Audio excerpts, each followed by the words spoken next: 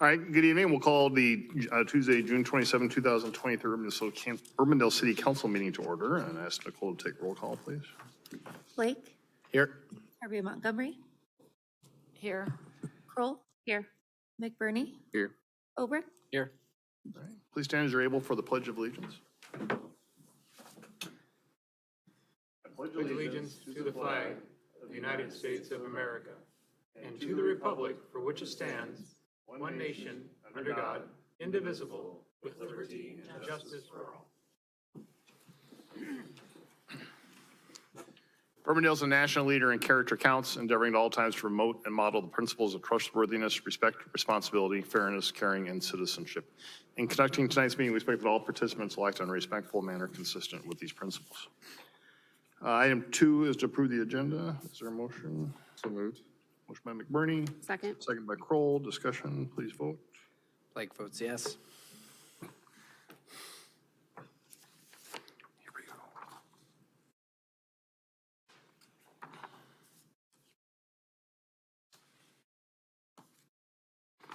All right, that passes.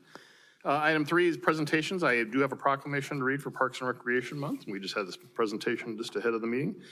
Whereas parks are essential components of Urbandale, providing our residents with opportunities for physical activity, leisure, and social interaction. And whereas spaces for recreation contribute to the overall well-being and quality of life for individuals of all ages, promoting mental health, reducing stress, and fostering a sense of belonging. And whereas Urbandale's 50-plus parks serve as vital green spaces, preserving natural habitats, promoting biodiversity, and contributing to the sustainability and resilience of our environment. And whereas parks and recreation programs play a crucial role in fostering inclusive and equitable communities, providing accessible spaces and activities that welcome people from diverse backgrounds, abilities, and cultures. Now, therefore, I, Robert Andeweg, Mayor of the City of Urbandale, on behalf of the Urbandale City Council, the Urbandale Parks and Rec Department, and the entire community, do hereby recognize July as Park and Recreation Month in the City of Urbandale. So, very proud to have that. I know we have at least one of our parks member here, Betty Devine. Betty, thank you for being here tonight. And we did that, and thanks for the rest of the Parks and Rec Commission for everything you do to help our community. So thank you.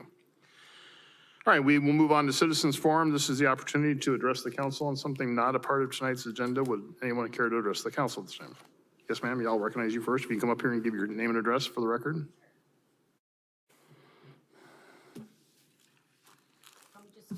Yes, if you just pull them. Well, we want to make sure the microphone's on though, because we are putting this over YouTube too. It's on. Okay. Okay, my name is Miriam Woods. I live at 3502 Ashwood Drive in Urbandale. I've been here 22 years in that location, and I love it. I'm glad it's Parks and Recreation Month because what we're going to talk about is the North Karen Acres Creek that runs through in our backyard. We're having a lot of flooding issues. I have pictures, and I can either show you my phone or you can just believe me. But we also are finding that the side of the bank, the side that is on the park side, is beginning to erode, and we have lots of trees that are beginning to lean because their root systems no longer have the soil to keep them there. Some, as my neighbor will talk later, are beginning to lean at about a 45-degree angle and will be coming down on his garage anytime. We have asked several times if there would be a way that we could keep that bank from being compromised so much and allow some of the trees to stay. Either that or start cutting them down, because what's happening is they're falling into our property and blocking the creek, and then, or they're breaking apart, flushing down to the creek, and that culvert there at 78th is just not wide enough to take all of that debris. It's blocking it and therefore flooding several of the backyards. If it ever gets into my house, then we all need to call NOAA because my house is pretty much up. But it does ruin the garden and all of the flowers, and I know it's cosmetic and people have other issues with the structure of their home, but it still is something that needs to be addressed. I think it would be easy just to open that culvert a little bit, clean out that side of the bank, because we have done our side, and just allow more water to come through. I think when Hy-Vee, where are we at? When Hy-Vee built all of that parking lot, there was no place for the water to go into. And so I think that creek just wasn't made for all of that water. And so therefore, those of us that are there at the 78th and on up have not seen any cleaning up of the debris or the bank. It's too bad that we couldn't take that cement that they broke apart there on 78th, just off of Ashwood, and put that along the side of the bank. That would have helped out a lot, but we're kind of at a loss. So I have called several times, and there was one time that they did come out. I was very appreciative of that, where they came out and they cleaned out the culvert, and that helped out a lot. But it's getting all clogged up again. And that's just because the bank is eroded and all of the debris is coming in or falling in. Okay. Okay? Thank you for bringing it to our attention. With Scott Hoke, our Assistant Parks and Rec Director is here tonight. I'm sure he's taking notes of this. We don't have anybody from engineering here that I see here tonight, but Yeah. we will definitely follow up and take a look at it. Yeah, it's good. And he'll explain. I mean, he's going to have a tree on his garage anytime. Okay. Thank you. Sir, did you want to address the council as well? Okay.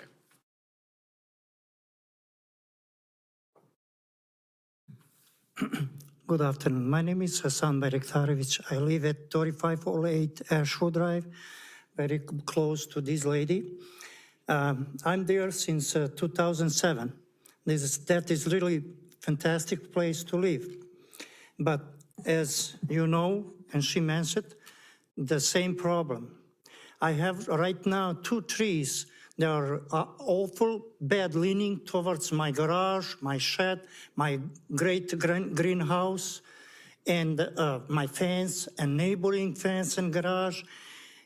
And as you know, weather is unpredictable, and we just want to get that problem solved as soon as possible.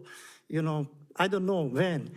And also, I would like to say, I walk a lot because my health issue and other stuff and physical condition and mental and everything. Walk is great through the parks around. And I did see from that is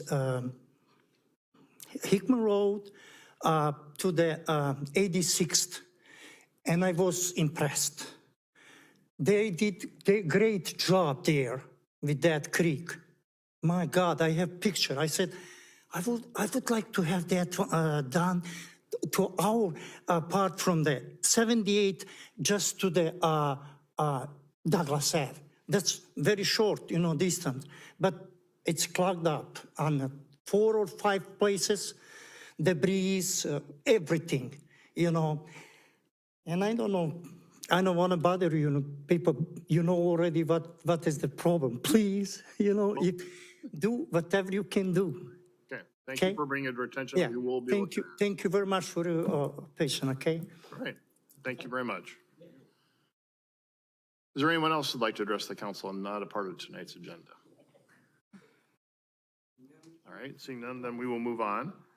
Item 5 is. That's my wife. Okay. Okay, all right. All right, thank you. We'll move on to item 5. First is the adoption of the minutes from the June 13 meeting. So moved. Motion by Obrecht, second by McBurney. Discussion, please vote. Blake votes yes. And then from the wait, hold on, I guess we should, where the vote come in. That passes. And then from the June 20 meeting. So moved. Motion by Kroll. Second. Second by McBurney. Discussion, please vote. Blake abstains. Okay, that item passes. Item 6 is the consent agenda. There are 18 items on this for approval. Move approval of the consent agenda. Motion by Obrecht. Second by Blake. Discussion, please vote. Blake votes yes.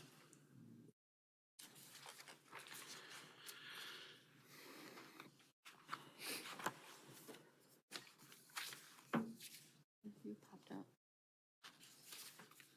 I haven't, oh, now I do. Sorry about that. A little slow.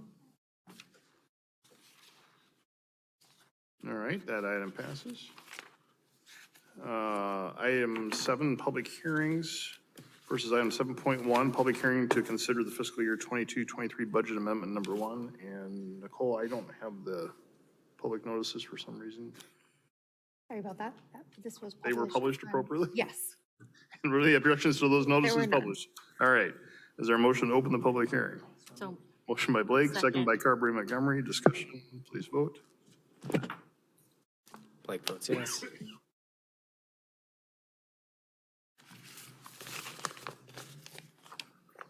All right, that item passes. And introducing this is our finance director, Nikki Lamb. Nikki? Thank you. It's funny that you say that because that's the reason we're here today. Is the first round was not properly published Okay. by the Des Moines Register and did not notify us in time to correct it prior to our previous public hearing.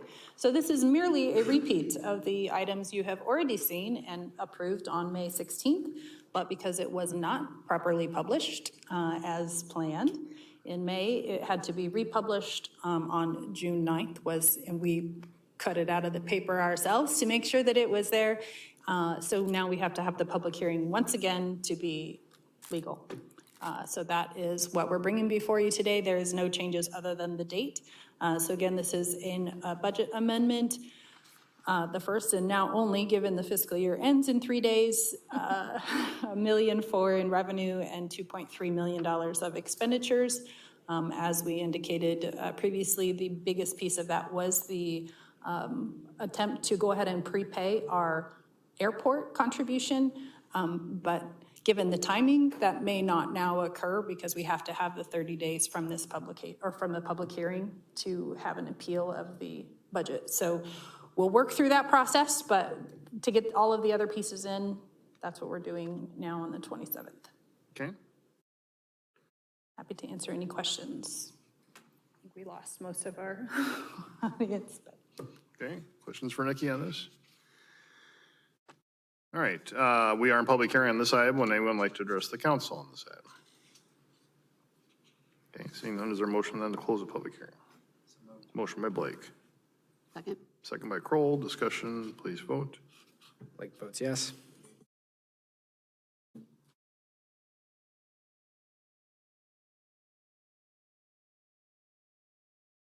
Okay, that item passes. Resolution 133-2023. Motion by Blake, second by Kroll. Discussion, please vote. Blake votes yes.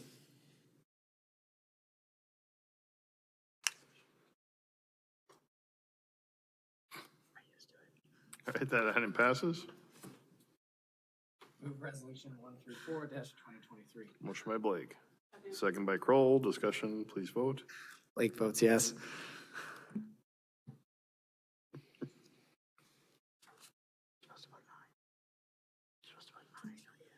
And that passes. All right, thank you.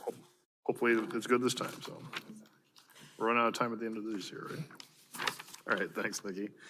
All right, item 2 is a public hearing in consideration of the bids for the Walker-Johnston Park Creek Access Project. This public hearing was opened on the June 13 meeting, so we don't need to have that open at this time. So I'm going to turn it over to our Assistant Parks Director, Scott Hoke. Scott? Thank you, Mayor and Council. Again, Scott Hoke with Parks and Recreation to talk today about the Walker-Johnston Creek Access and Outdoor Classroom and Reforestation Project just across the way there a little bit. Just so we understand where we're at here, this project is located really just next to Giovannetti Shelter. If you go down to the entry to the treehouse, one direction you'll go to the treehouse. If you go step to your left, you would go down into this project, the Creek Access. And it'll include a handicap accessible access down to the creek.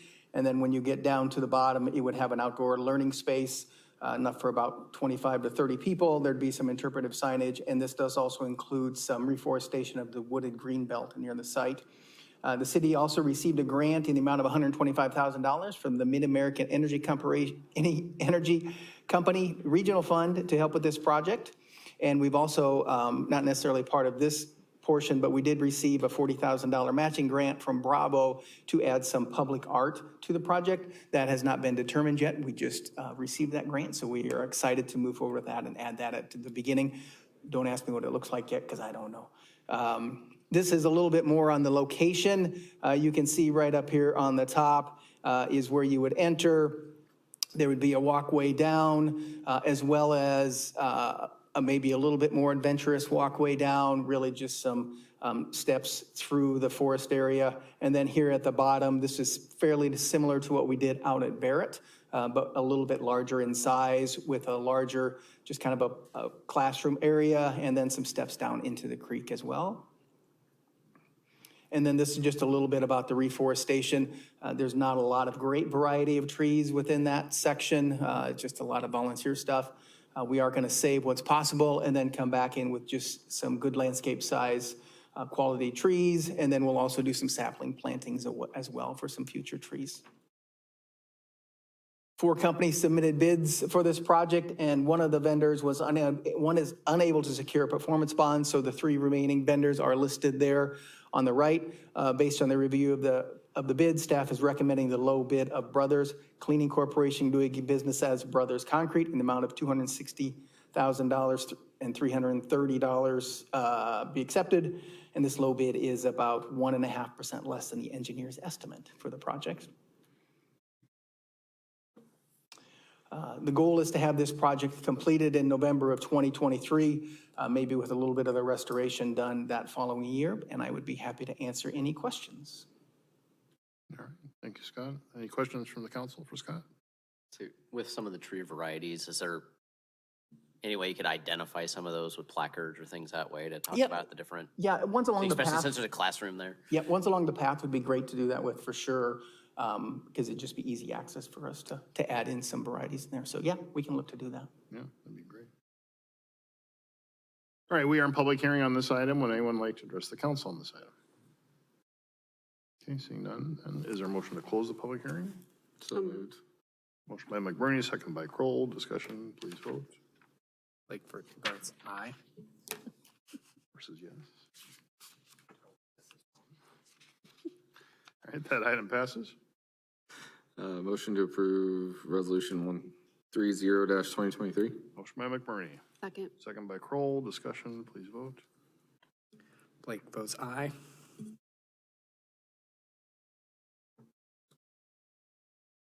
That passes. Motion to approve resolution 131-2023. Motion by McBurney, Second. second by Kroll. Discussion, please vote.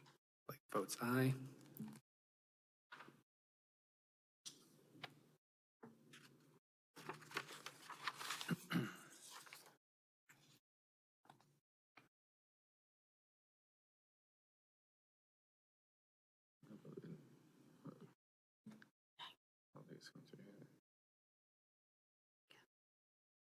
Is there a hang up somewhere? All right, that passes.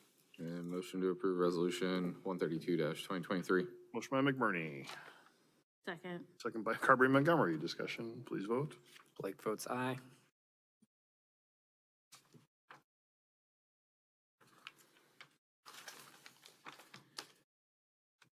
And that passes. All right, thank you for that. Move on to planning and zoning items versus item 8.1. That will be pulled for now. The developers asked this to be pulled from tonight's agenda to work on some further matters. So we'll bring that up later, probably in August sometime, correct, Steve? Yep. So we'll move on then to item 8.2, and that's the Biltmore plat, final plat at 173rd Street and Meredith Drive. So turned over to our Community Development Director, Steve Franklin.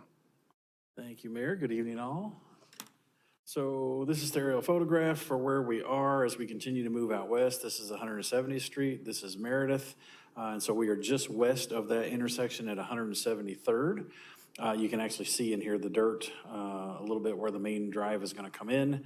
That's what that looks like. And I can go to the plat drawing here, show you what that looks like.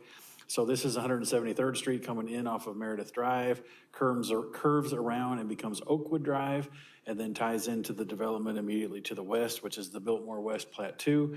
There are 40 detached single-family lots. They have a minimum width of 70 feet. Planning and Zoning Commission recommends approval, subject to items noted. Be happy to answer any questions. Can you go back to the aerial? Yep. So that, house that's there is staying there? Correct. That's a parcel that is not part of this development. Okay, good. Well, not good, but just wanted to make sure. So obviously I drive this stretch quite a bit, and I'm just wondering if you happen to have thoughts on why Clive South has it just exploded? Is the infrastructure there and we haven't had the infrastructure? For a while, getting sanitary out through there was an issue. That's there now, but yeah, I honestly don't know. Okay, where they're because at or what they're seemed, doing. it's visually noticeable, like on the south side of the road, how much development there is versus, I would assume in situations like this, and Eric, I don't know if you have any insight, but 9 times out of 10, you've just got property owners that aren't ready to sell to a developer yet. So I would assume that that's what it is. Have you heard anything different at all? Okay. That would be my best guess. okay. Well, I'm excited to see development. If you haven't driven out there past, well, anywhere, it's crazy how much development, both on the Urbandale side and the Clive side, has happened Looks so much different. It's crazy. since, we've been messing with the intersection, and it hasn't been so easy to get through there. A lot of development has happened there. And you can get, it's hard surface all the way to 10th Street in Waukee, so you can get to Northwest High School. So it gets a lot of traffic. All right. Is that a motion to approve then? That is absolutely a motion to approve. Okay, motion by Carberry Montgomery. Second. Second by Obrecht. Discussion, please vote. Blake votes aye.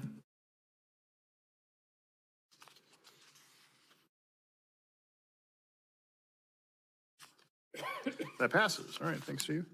Item 9.1 is consider the purchase of holiday decorations for the Miracle on 86th Street project. Scott, you're back up.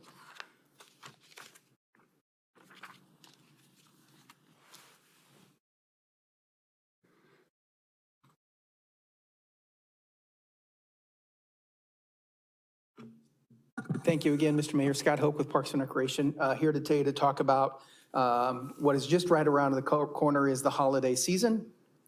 Well, it's not. Right? No, wrong.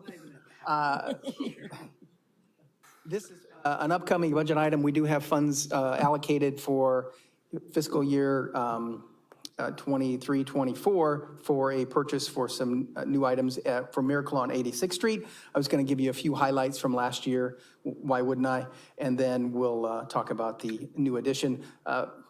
Hopefully all of you have seen this, but are at least familiar with what was going on. But you can see this is an aerial of what we had last year for lighting, and really well received. It looks a lot better with snow on the ground, but that's still a really good picture. It's fantastic. I'm going to show you a few highlights. Of course, we had great lighting in the trees, some really great photo opportunities. We had some feature pieces that we had last year that we purchased that received a lot of attention. We had great crowds down there just all the time, anytime it was nice weather. We had some great photo opportunities that we had, and these were ones that we made in-house. We were very happy with both the train and the sleigh. We are looking to do some changes for both of those, really just improvements, add some fill around the sleigh, and then a new location for the train. But we'll continue next year to do the events that we had last year and add a few more this year. The lighting ceremony, the Santa visit, we'll do ice skating again, and we're actually planning to make the rink a little bit bigger. Nicole is very excited about that. And we'll do some other special events. The candy cane hunt and the scavenger hunt were both very popular last year. What we're looking to add this year, we had always wanted to do a giant arch or ornament. We are actually looking at a walk-through gingerbread arch for this. Just to give you a little perspective, the one on the right, on the left shows you just how tall this piece is. The one on the right is actually the piece itself. It is well lit. It is a structural piece that has to be put together so it collapses down, which is also kind of nice for us. So a piece that we found and we were very excited about. Haven't seen it many places yet. It is a fairly new one out there in the market.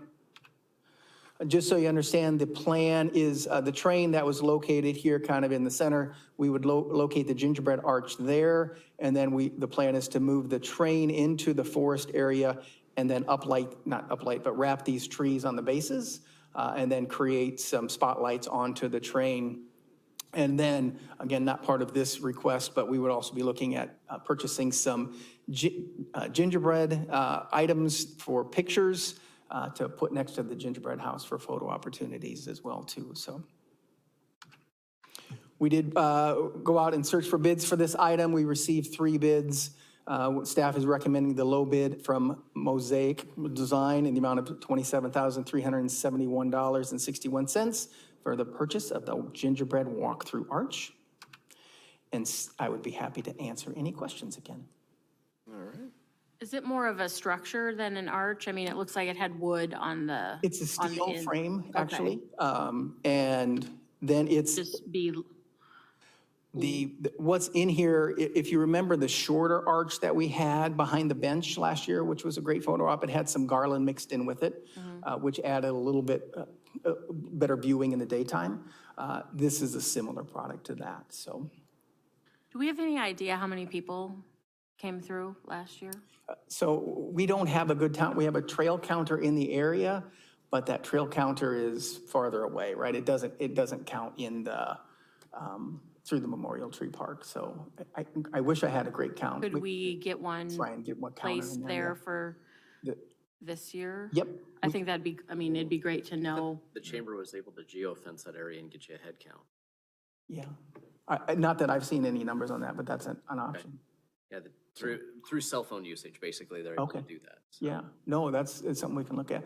Yeah, the trouble with the trail counters is when you have a lot of little kids and they're back and forth a lot, right? Our number might be escalated, which is fine with us. We don't care if the numbers are a little high. I mean, if Yeah. we can do it without like causing huge headache, it'd be yeah. great to No, have that's a great, ballpark we'll look into that. I have estimate, not heard that. and it sounds like you've got a high-tech possible Yeah, solution. the chamber's got a way to do that for, especially if like Santa's visit and things, you know, when you've got a known time frame and a known location, they can get you numbers.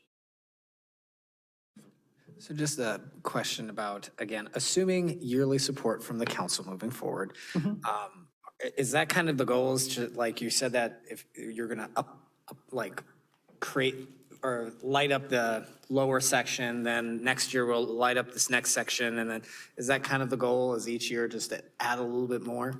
Yes, and of course, it's all pending council support. Of course. So yeah, our goal now is to extend this into here, and then our next step there's a little bit farther we could go to the corner, right down below this, and then we would probably start heading up toward Douglas, this direction up through here would probably be our next step, so. And then just a logistical question, how long did it take staff to set this up? Like, if we add too much, are we good putting a burden on staff at some point?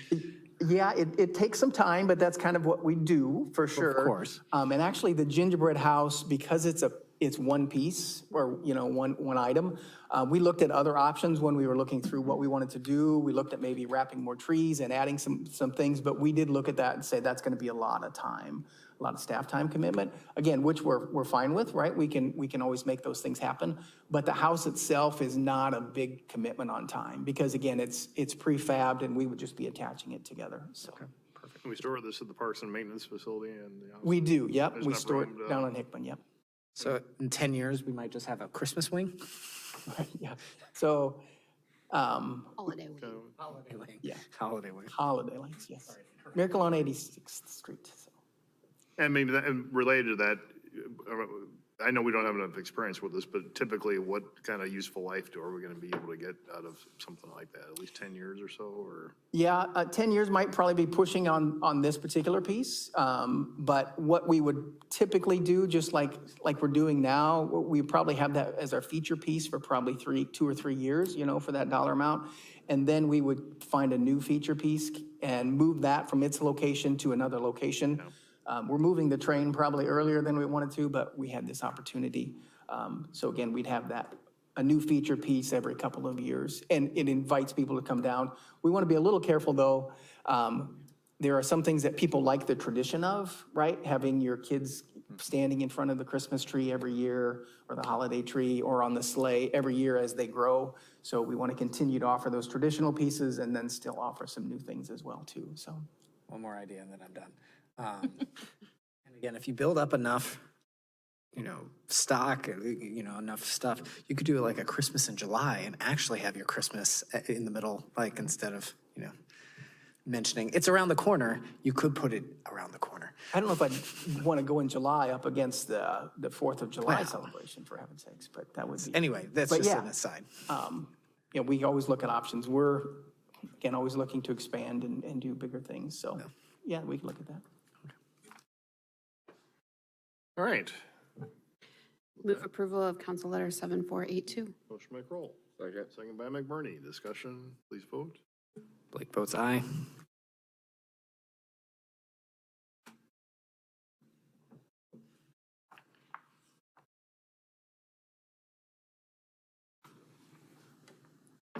And that passes. All right, thank you, Scott. Item 9.2 is to consider the 28E agreement with Neighborhood Finance Corporation, and I believe Stephanie Murphy from NFC is here tonight. Stephanie, we'll turn the floor over to you. Let me get my card. Here it is, thank you.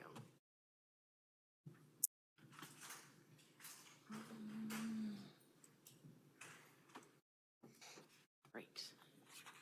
Well, thank you for having me. Oh gosh, I hear myself echo.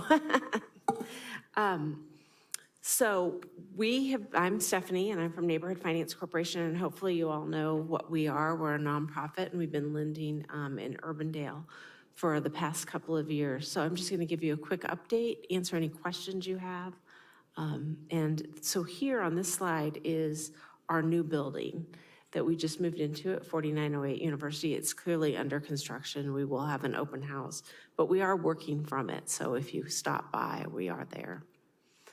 This is a chart just showing what we've done since we started lending in January of 2021.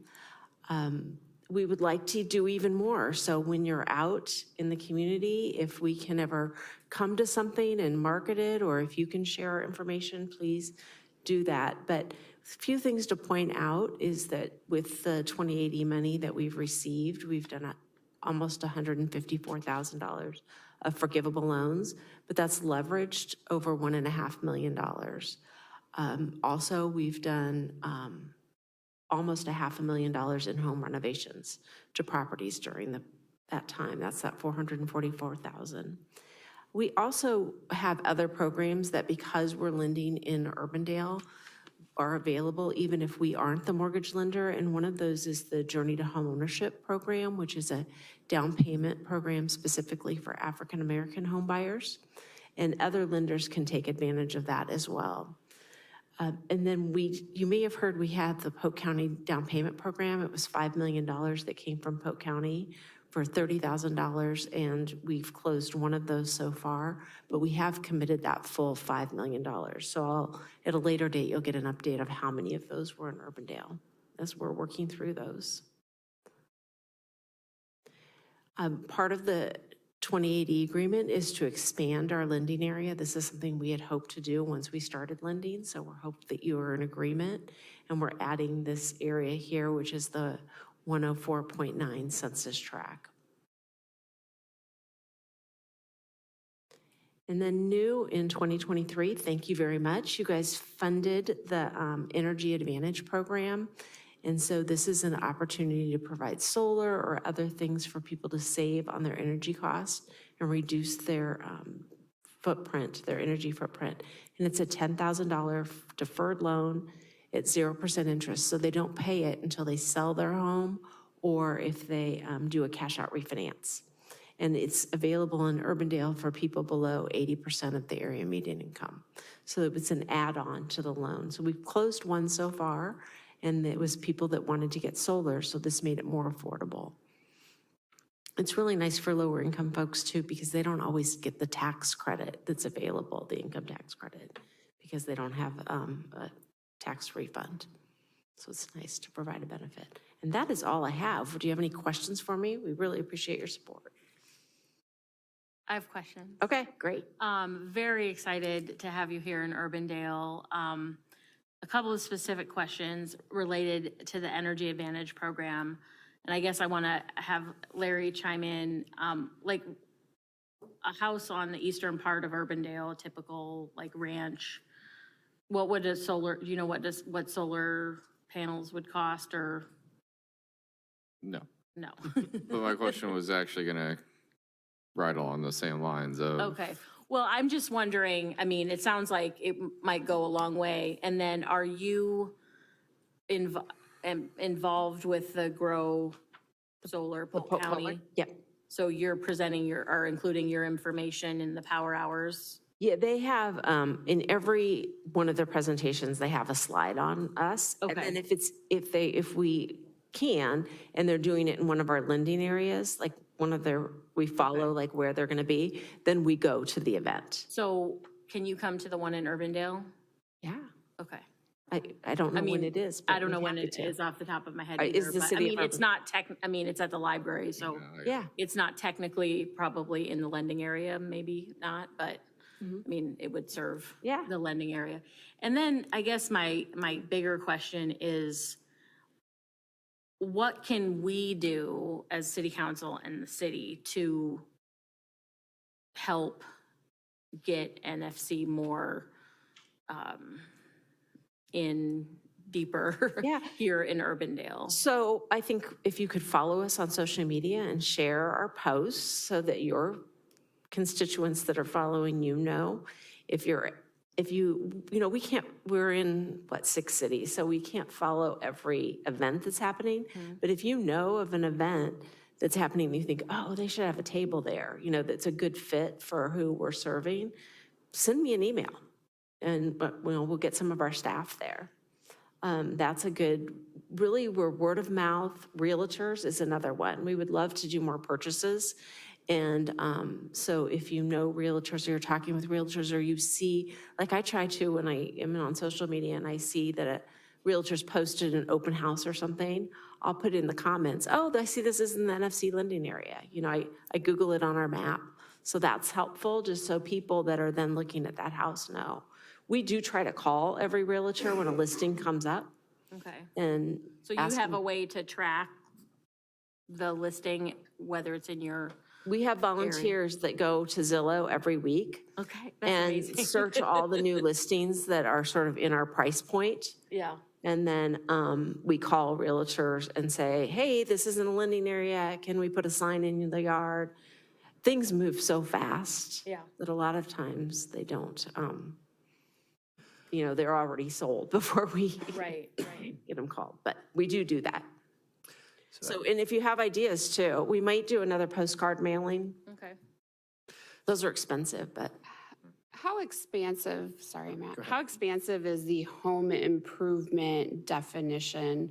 For example, would like ash tree removal in some of these areas we qualify? actually inspect for ash trees, and if they have them and they need to be removed, we require it usually because otherwise it's a damn, Right, it will become a home improvement issue very Yeah, quickly. right, no, so yes, we do a lot of ash tree removal. We'll even do treatment, though now at this point, I think most trees, it's past the point. I'm not an expert, but there's an expert here on ash trees. So that's but- something for us just to make note of. I mean, this particular area, that's my neck of the woods, and there's literally, there's ash trees all over this part of Urbandale. And just so you know, we have so one thing about NFC that, and I'm probably talking more than my time, but not only do we use the lending capital that we get from the banks and we sell to Fannie Mae, but we have a lot of our own capital that we've raised. So we're providing our own money for down payment assistance. And another program that we have is our front porch exterior repair program. And that's our own money that we've raised. And for exterior improvements, if people are lower income, they can get a 2% interest rate paired with the forgivable loan money. So you're looking at, they only need to borrow half of it's forgiven, and they're being charged 2% interest rate. If they're higher income, it's only 4%. So ash trees fall under that. So we try to really have affordable products for people. Could you go back and put that map up again? Sure. Just for a visual. Thank you. And while you got that up, I'm gonna interrupt Matt again. On the map, we got a 5-year kind of timeline that we're looking at. If in that 5 years, there's another section that needs to come in, is that something that can easily be added, or? It's dependent on our overall lending. We are a CDFI, which is a community development financial institution, and we're required to have 60% of our lending be to low-income people or in low-mod census tracts. So it just depends how close we are to making that. we just got an approval, that's why we were able to add it, to expand our, what they consider our target market. And so right now, we're at 90%. So I'm like, oh, well, we can do this because if we serve high-income folks, since it's not a low-mud census tract, we'll be okay. So we just always have to revisit where we are, because if we lose that funding, all those special programs I talk about, we lose. So I'd say the next one. Yep. West would be an appropriate add-on to. Yeah, and that, we looked at both, but we like to sort of stay like more contiguous, and it just felt more contiguous that way with our Des Moines area lending. What is that road? Sorry, Matt. Sorry, Matt. The part north of Meredith or just south of Meredith, is that 72nd? I think it goes to 86th. She's talking about north, or you're talking Yeah, about? it's not north of Aurora. Oh, 72nd. The 72nd, yeah. Okay. You can see the oh, yeah. south part. We have someone who's on 75th. They're just North of Aurora, it's not. Okay. But we can look at it in a couple of years. And we don't have to wait till the 2080's up. We just need to give it some time. Okay, I'm gonna ask my question. Yeah. That's true. No. So are we hitting are we having a large amount of applicants coming from Urbandale that we are maxing out this money each year? Are we still having money on the table that's being left? And so we're still not getting the word out so we're not maxing out You are what not we could- maxing out the money. We would love to have more people coming. Okay. And how many more folks, how short are we of that capacity to be maxing out? Well, so let's just 70, 150. I mean, basically, we had about 130,000 a year that we could have done the past 3 years, and we've done, 153. So we have money in reserves, and so that's why we were able to add to your lending area and not increase your amount. We really did well right at the beginning. People were excited, and then I think people have forgotten. So like we did an initial mailing and we got a lot of interest, and then we just need to keep it going. I wish we had a huge marketing budget. We don't. So we really rely on the local communities to help us get the word out. Thank you. And I would say if there's language that's created, we could certainly help through our own networks to get that information out as well. We can help, obviously Derek can help. For sure. It's gonna bring up. Yeah, and I'll possible talk. We have put something in like newsletters and stuff, so we'll do that again. You've been great partners. Your staff is wonderful to work with, so thank you very much for that. It's been a delight. And Bridget, our power hour is on July 6th at 5:30 p.m. here at City Hall. Well, Okay. we'd love to have you come on Thursday, Yes. July 6th at 5:30 at City Hall. All right. We will get a staff member here. Great, 'Cause I think wonderful. that's a fantastic way to push both programs. Yeah. So, and I don't know, are you marketing anything related? I mean, I love Amy's question about the ash trees. Are you pushing that specifically, or? We haven't. Because it seems like a really good match for folks in. I mean, social media is really the best tool we have just because of the cost. So we will do a post on that. Yeah. Thank you. That's a great idea. And shoot me, send me, if you have a thought, just send me an email whenever our staff's great. Like I have a great team that is doing most of the work. I just get to come. So thank you very much for your time. Great, thank you, Yeah, Stephanie. thank you, Stephanie. All right, with that, is there a motion? Motion I move approved. Council Letter 7472. Motion by McBurney. Thanks, Larry. I You're welcome. second it. Second by Carberry Montgomery. Discussion, please vote. Blake votes aye.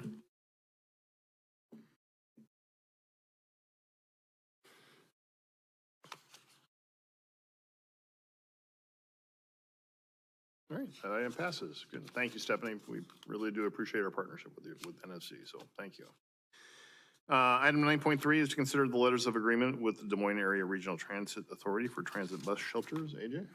Mr. Mayor, members of council, John Conyer from our staff is also online to answer any more specific questions. He was out today on vacation, but at the same time, he's volunteered to come in and be online. We've been working with this with the DART staff, looking at the installation maintenance of bus shelters. There was a map included in your material showing where those new shelters would be. One outside near the City Hall campus sign, one up at Gloria Day, and I believe that was the two that we had identified working with the transit staff. Also, a component of this will be an art component that our Public Art Committee has been working with them. I don't have an example of that. I know that Jan with the Public Art Committee has been working on looking to have some type of decorative component of these shelters. Can I jump in? Please. There's just a ribbon cutting or opening of a shelter on Ingersoll last week, so you could probably still see pictures of those, of that one.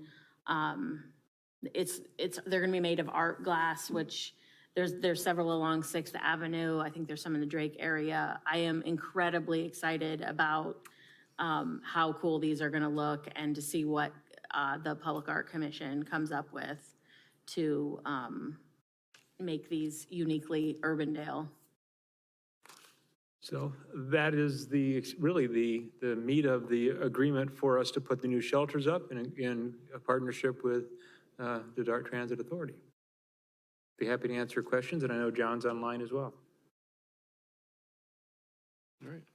I'll move approval of Resolution 125-2023. Motion by Carberry and Montgomery, Second? second by Kroll. Discussion, please vote. Votes aye.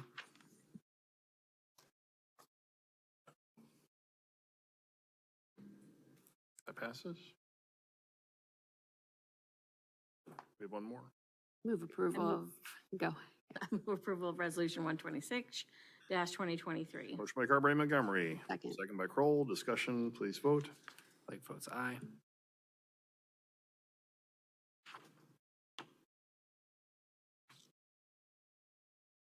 That passes.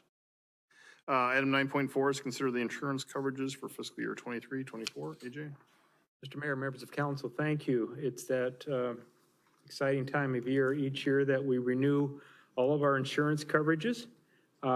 Again, John Conyer from our staff is our lead person who handles all of our casualty and worker comp type claims. And so he does a tremendous amount of work working with our carriers, with ICAP in particular, and providing a variety of safety programs that come around, but also obviously to give us our general liability insurance. We have workers' comp, we have all of our automobile insurance, professional insurance, cyber insurance, which is getting more and more interesting to try to secure each year. And again, as you can see by the council letter, we had a budgeted amount of $822,200.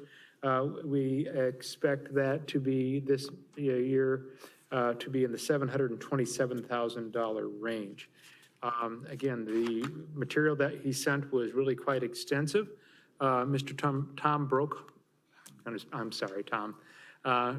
Bronkhorst is here, Worldwide Insurance broker in attendance, and he'd be happy to answer any specific questions that you may have about any of our coverage-related issues. Again, we react to the marketplace, and I mentioned cyber is really one of those that is getting more and more expensive. We did change carriers this year. We had a long-term relationship with an insurance company called Beasley. That has now changed, and we are working again to make sure that our staff, which is our greatest risk in cyber, is educated and utilizes our computers and IT services that we have in an appropriate manner, and that we don't inadvertently create a problem for us. So again, this is the whole range of insurance that coverage for the city, and that begins July 1st of this year. Tom, is there anything to add? It's Tim. Tim, I'm sorry. God. So I guess on the cyber side, I mean, so if we happen to get locked up, Bitcoined, I guess, held hostage, does the cyber company come in and help us undo that? Or are we responsible to get it undone and then they cover it afterwards? Tim, if you would come up, please, and maybe give a quick explanation. I've just exhausted my cybersecurity background, and I do apologize for the first name. Yes.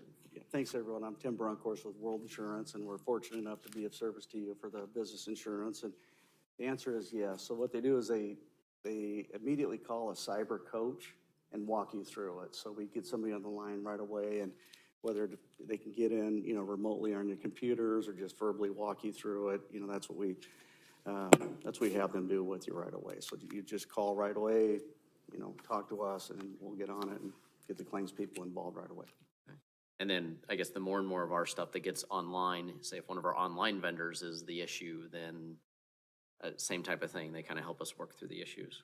They do, yeah, and it's a huge issue, as you can imagine. We have a lot of claims these days, which is why it's getting harder and harder to, get good, affordable cyber coverage. You have to have dual authorization and all these different, procedures in place. Otherwise, cyber insurance companies don't really want to offer coverage as freely as they used to. But yeah, they would try to subrogate or work it out with your vendors or whoever's responsible for it in the end. So,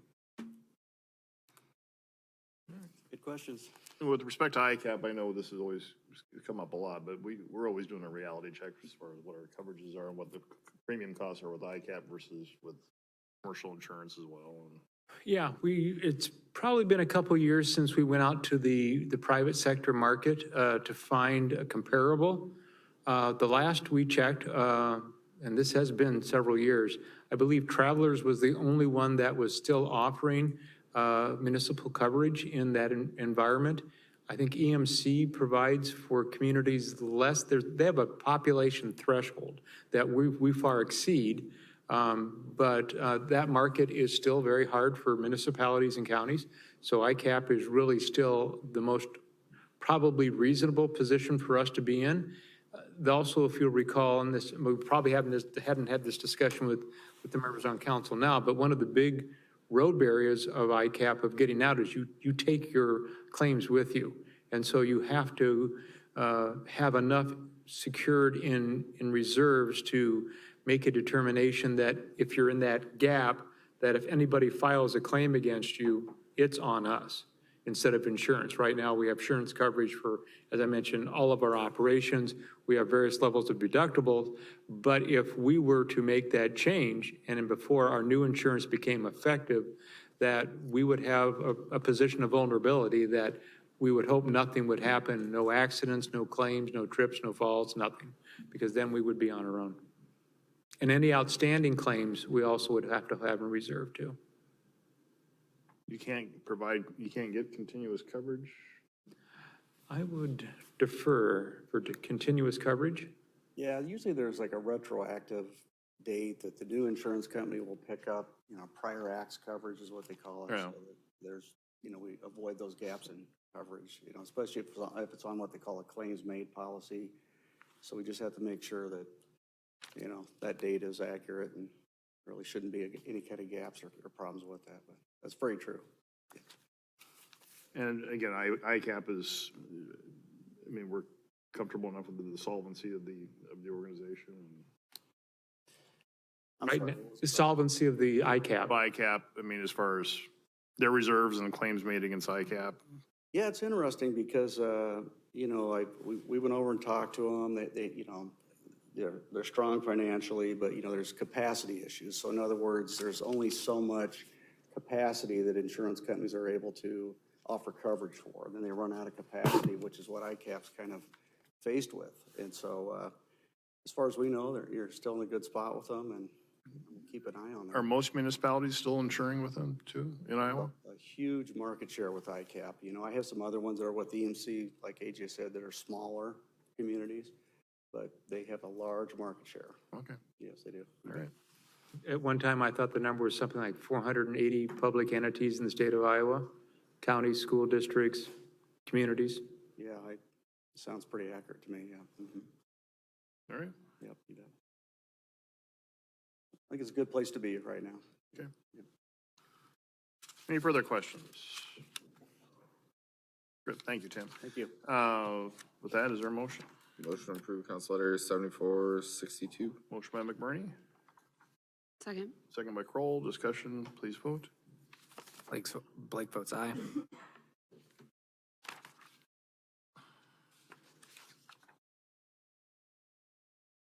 All right, that item passes.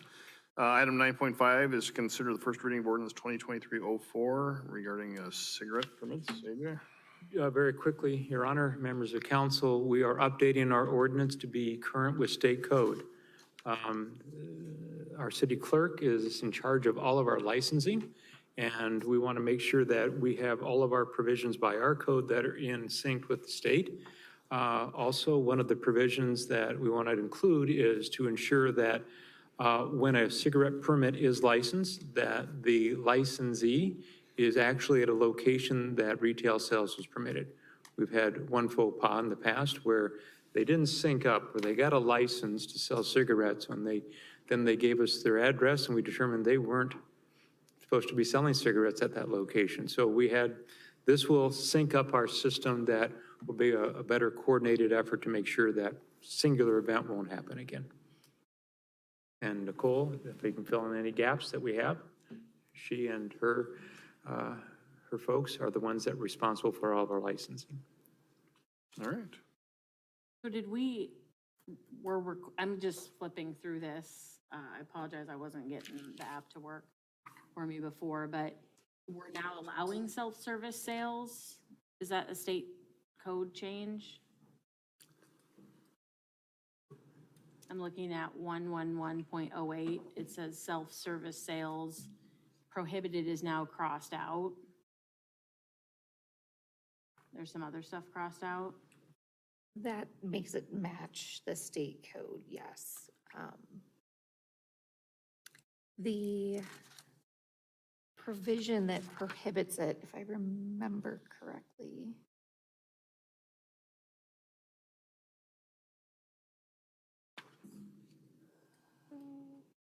I mean, we don't need to go real deep into this. I was just surprised that we had to change them from being prohibited to being allowed. If I'm reading it right. It previously read that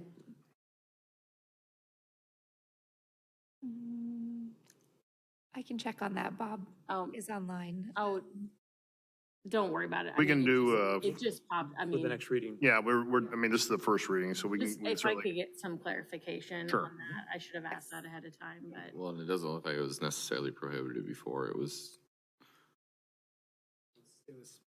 And they go into effect July 1st, so if this was a new passive law, the law that's cited there said that retail shall not sell products or cigarettes for the self-service display. So I'm assuming that the law now has been changed to allow it, so. Because it was prohibited by state law, according to that citation. Great. I was going based off of what was crossed out from our previous ordinance. We will get a clarification for you. Thank you. Mhm. Just interesting that would be relaxed, but a lot of interesting things. All right, with that, is there a motion? I move approval of council letter 7475. Motion by Carberry Montgomery, Second. second by McBurney. Discussion, please vote.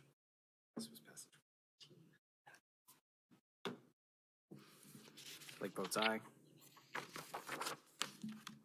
That passes. All right. Takes us to the end of our regular agenda. Amy, you have anything tonight? I've just been thinking about this NFC ash tree, it's ruminating in my head. And I am just curious if we could cost out what it would run to mail out a specific flyer to that particular area that would qualify for NFC, to highlight that the ash tree removal could qualify under NFC. Does that make sense? Yes. Would we want that in the entire area, though? Not just the new area? Are you talking just the new area that we're adding? I'm talking the whole all of it that qualifies for NFC. We could at least cost it out, see what it runs. when we did a citywide mailing for the vote on the UPlex, on the state of the city, those run about $6,000 for a citywide mailing on that postcard. But this is a much smaller Oh, area. much smaller area, Yeah. so I wouldn't 500 hesitate, but it bucks. certainly wouldn't be more than $6,000, so. Oh, gosh, you- no. Using that as your Yeah. top end, you could probably be in the $2,000 range, maybe. That'd less. be interesting to see. We'll certainly look at that. All right. Any further? Any more? No, that's good for now. Okay. Larry? The only thing I was gonna bring up was the power hour, which we discussed, July 6th, 5:30 PM, right here. Thanks. Matt? I had Metro Waste Authority last week. Funny enough, we talked about ICAP and how Metro Waste Authority is probably going to potentially not, but they're looking at switching because they're not impressed with ICAP. Because ICAP they've looked at claims and they have not paid out 4 to 5 weeks. So as I was saying, sorry, I apologize. Metro Waste Authority met. They're reassessing whether to do ICAP due to certain prices and payouts for it. So they're actually assessing whether to stick with ICAP or not. And then we discussed more on the automation of can collection. And then finally, go to the 4th of July. Should be a fun celebration. The fireworks alone are going to be Yes, they are. spectacular. So I hope everybody joins. What? They're gonna be a blast. Oh, boy. Explosive. I was trying to avoid the pun, but yes. Oh, come on, you were not. I tip my hat to you. All right, Adam? I can't fall on those dad jokes, so. All right. Well, I am excited to let you know that we tentatively have a new CEO at DART who shall remain nameless until our meeting on July 11th. But very excited and very excited to have this process done so we can focus on the many other pressing issues facing DART.